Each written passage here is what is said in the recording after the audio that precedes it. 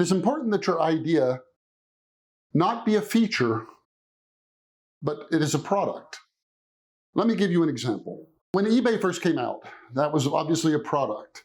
And it worked beautifully because it was all easy to understand. You take pictures of stuff you want to sell, you list it online, people bid on it, and you sell it.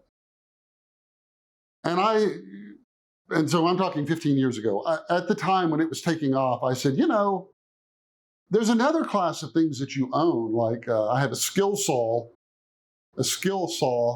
in my garage, and I use it like twice a year.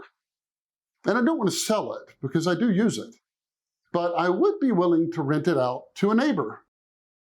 And so I got to thinking, you can see a site where you take a picture of your skill saw and whatever you want to rent, your swimming pool or anything, and you put them online and people say, oh, I would like to rent that, and they do it.